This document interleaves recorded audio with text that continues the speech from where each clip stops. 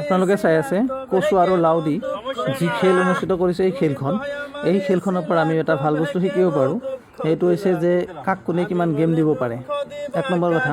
আৰু 2 নম্বৰ, কোনো যাতে ইয়াতে পইচাৰে খেল নেখেলে, কাৰণ পইচাৰে খেলিলে আপুনি সৰ্বশান্ত হোৱাৰ সম্ভাৱনা থাকিব, কাৰণ ইয়াতে হাৰ আৰু জিত থাকিব। গতিকে আপুনি আপোনাৰ মানে সমস্ত হেৰুৱাব পৰা হ'ব পাৰে। গতিকে আপোনালোকে এই বস্তুখিনি চাই ল'ব। এই বস্তুটো আমি জাষ্ট এনজয়ৰ কাৰণে খেলিব পৰা যায়। এনজয় যেতিয়া হৈ যাব তেতিয়া আপোনালোকে ইয়াৰ পৰা উঠি আহিব। যেতিয়া আমি কেতিয়াবা লগ পাওঁ, বহুত লগৰীয়া থাকে, লগ পালে আমি সময় টাইম পাছ নহয়। গতিকে টাইম পাছৰ কাৰণে এই খেলটো ঠিক আছে, কিন্তু এনেকুৱা নহয় যিটো ডেইলি খেলিব লাগিব আৰু পইচাৰে খেলিব লাগিব, এনেকুৱা নহয়।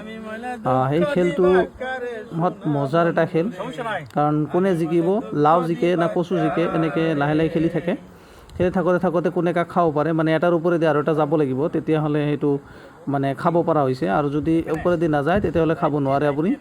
গতিকে আপোনালোকে ইয়াতে চাই আছে, এনেকৈ চাব পৰা যাব।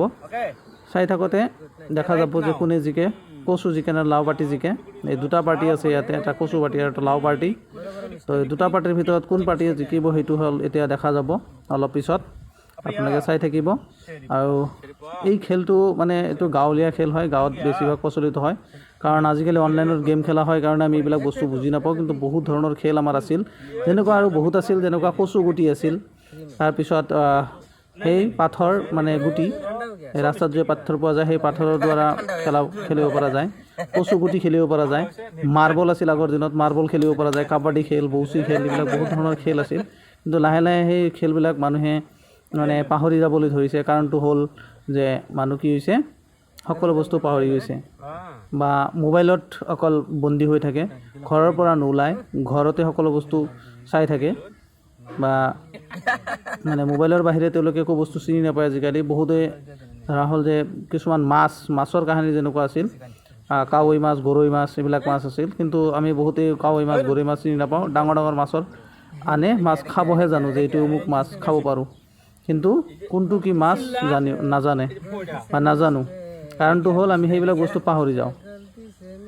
এই খেলবিলাক যেতিয়া লাহে লাহে আৰু সময় হ'ব, মানুহ আধুনিক হৈ যাব, গতিকে এই যে গাঁৱলীয়া খেলবিলাক আছিল, এই খেলবিলাক মানুহে হেৰুৱাই পেলাব। আপোনালোকে চাই আছে এই লাও কেনেকৈ কচুবিলাকক খাই আছে, মানে কচুটো শেষ হৈ যাবলৈ ধৰিছে। মাত্ৰ এতিয়া দেখা গৈ আছে 3টা, কিন্তু আৰু এটা আছে এইফালে।